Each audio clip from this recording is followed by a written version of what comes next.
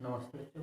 मैं सर कक्षा 8 विषय इतिहास पाठ और भारत में अंग्रेजी राज की स्थापना लेके आया हूँ आप सबके बीच में, क्योंकि हमने देखा है पिछली वीडियो में कि भारत में यूरोपीय शक्तियों का आगमन किस प्रकार से हुआ, किस लिए हुआ था, व्यापार के लिए हुआ तो किस प्रकार से आए, समुद्री मार्ग से आए, कौन से रास्ते, हिंद महासागर के रास्ते, कालीकर सबसे पहले कौन पहुंचा था, पुर्तगाल पहुंचे थे, नाम क्या था, वास्को डी गामा। ठीक है। इसके बाद अंग्रेज ने पूरे भारत पे अधिकार किया था, हमने उसी में वीडियो में पढ़ लिया था। आज हम देखते हैं कि अंग्रेज और फ्रांसीसियों के बीच कर्नाटक के 3 युद्ध हुए। कर्नाटक के 3 युद्ध किस प्रकार से हुए थे, क्योंकि फ्रांसीसी चाहते थे कि वो भारत में अधिकार जमाएं और अंग्रेज चाहते थे कि वो जमाएं, तो दोनों के बीच में क्या हो गए, युद्ध हो गए। युद्ध किसके बीच में हुए, कर्नाटक और कर्नाटक में फ्रांसीसी और अंग्रेजों के मध्य में कितने युद्ध हुए थे, 3 युद्ध हुए थे। कितने युद्ध हुए थे, 3 युद्ध हुए थे। इन्हें हम किस युद्ध के नाम से जानना चाहते हैं, कर्नाटक युद्ध के नाम से जान लेते हैं। जो प्रथम युद्ध हुआ था वो 1746 से 1748 के बीच में हुआ था। कर्नाटक का प्रथम युद्ध जो हुआ था 1746 से 1748 के बीच में। दूसरा युद्ध हुआ था 1749 से 1754 के बीच में। तीसरा युद्ध हुआ था 1756 से 1763 के बीच में, जिसमें सबसे महत्वपूर्ण युद्ध माना जाता है 1760 का युद्ध। 1760 में बांडीवास में हुए युद्ध में फ्रांसीसियों को अंग्रेजों ने क्या किया था, परास्त किया था। यानी फ्रांसीसियों ने अंग्रेजों को क्या किया था, परास्त किया था, उन्हें हराया था युद्ध में। और जब वो हार गए तो कहा, उन्होंने कह दिया कि फ्रांसीसी मात्र मात्र किस लिए रहेंगे, केवल व्यापार के उद्देश्य से ही भारत में रहेंगे और अंग्रेज क्या करेंगे, वो भारत में अपना अधिकार जमाएंगे।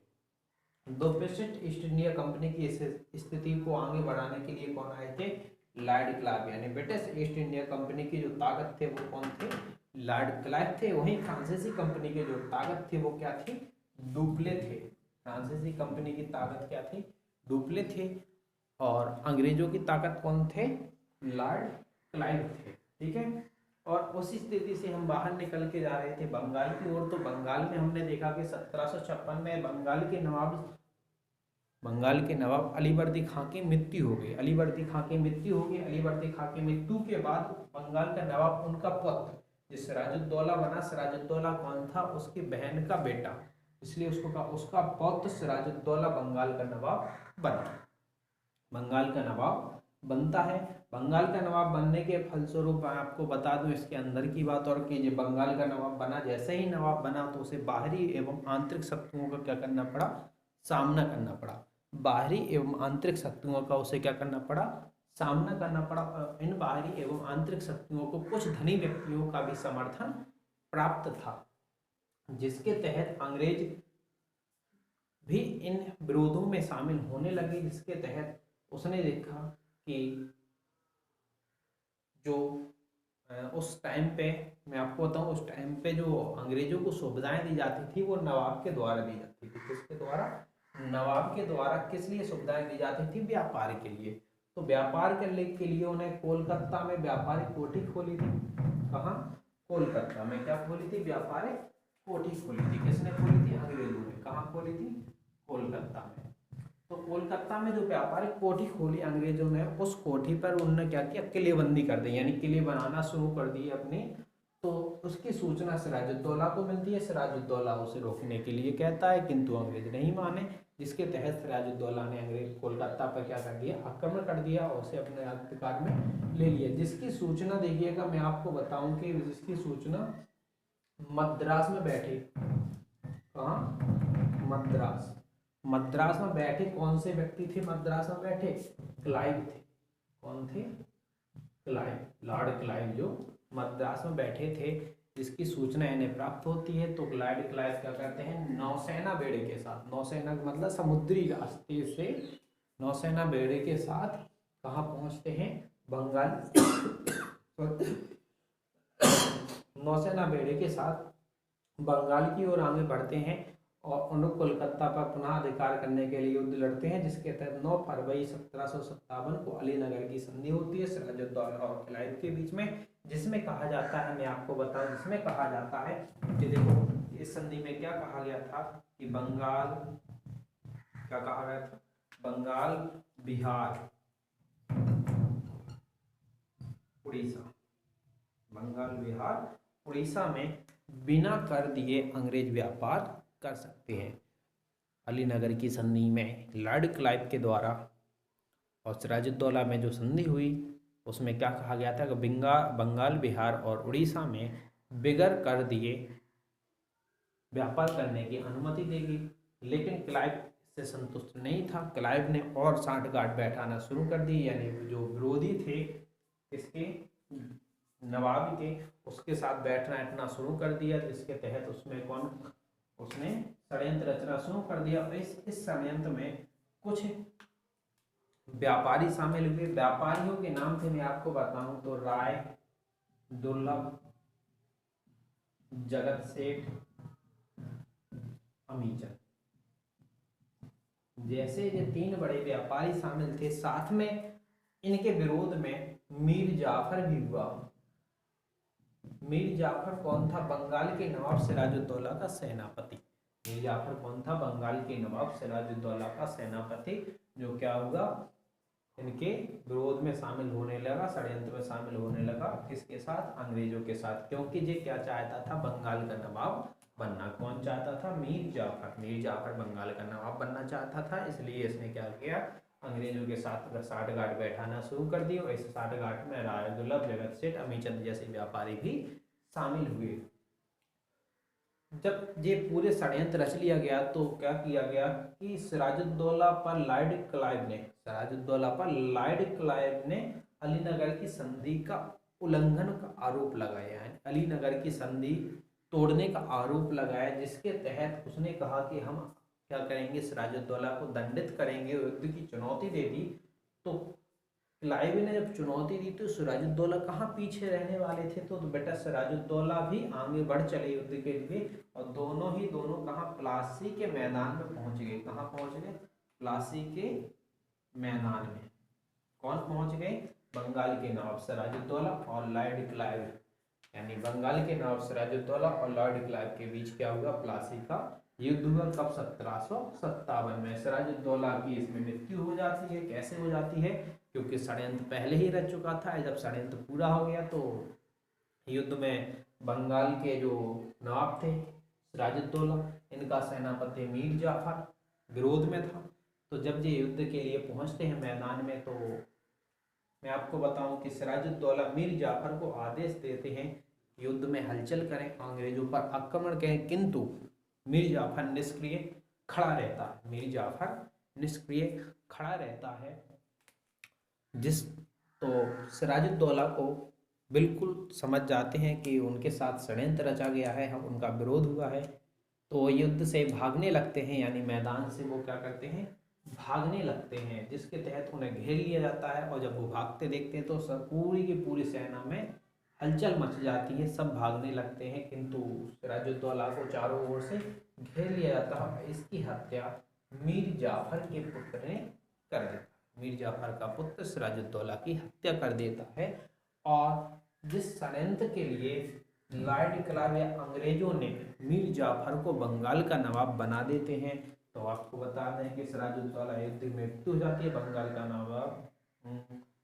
बंगाल का नवाब सेनापति मीर जाफर को बनाया जाता है। 1760 में मीर जाफर को नवाब पद से हटाकर उसके दामाद मीर कासिम को नवाब पद पर बैठा दिया जाता है। क्यों बैठा दिया जाता है? क्योंकि मीर जाफर बंगाल की स्थिति सुधारना चाहता था, जबकि अंग्रेज बंगाल में बराबर पैसे ले रहे थे, मांग रहे थे। कई उसने जागीरें दान कर दी अंग्रेजों को, उसके पास धन नहीं की, आर्थिक स्थिति बहुत खराब हो रही थी, तो उसने शायद अंग्रेजों का विरोध करना चाहा, जिसके तहत उसे उसके पद से हटाकर उसके दामाद मीर कासिम को बंगाल का नवाब बना दिया जाता है। हम आपको बता दें, मीर कासिम बहुत ही योग्य प्रशासक था या योग्य शासक था, आपसे कह दें तो। उसने बंगाल की दशा को सुधारना सोचा या बंगाल की स्थिति को सुधारने की इच्छा रखी।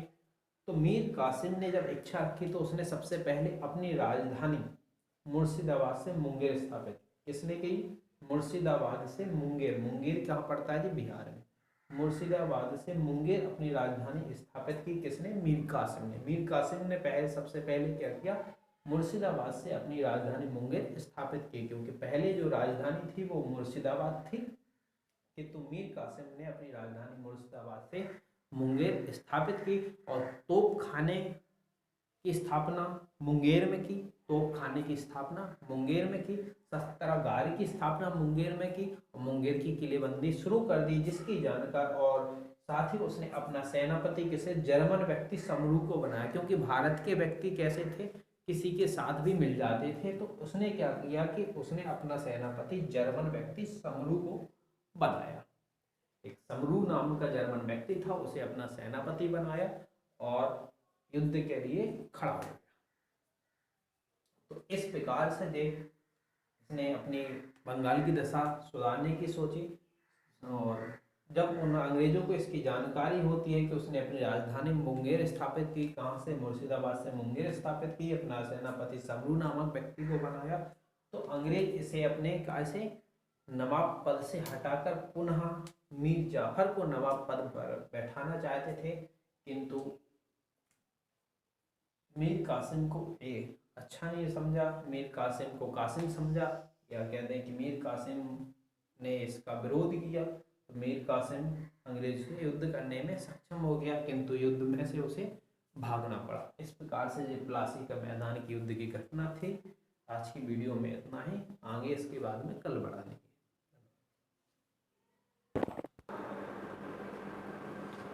तो आगे चलते हैं। यहाँ तक हम लोग कहे थे जर्मन व्यक्ति समूह को अपना सेनापति बनाया था युद्ध के लिए जानकारी, जिसकी जानकारी किसे होती है, अंग्रेजों को। अंग्रेजों ने उसे नवाब पद से हटाकर पुनः मीर जाफर को नवाब बनाने का निश्चय किया, किंतु मीर कासिम इस अपमानजनक व्यवहार से क्या हो जाता है, आग बबूला हो जाता है। उसने अपनी सेना के साथ लड़ाई लड़ी, किंतु वह हार गया और उसे मैदान छोड़कर अवध के नवाब शुजाउल उद-दौला तथा मुगल बादशाह शाह आलम के साथ मिलकर अंग्रेजों के विरुद्ध एक संयुक्त मोर्चा बनाया।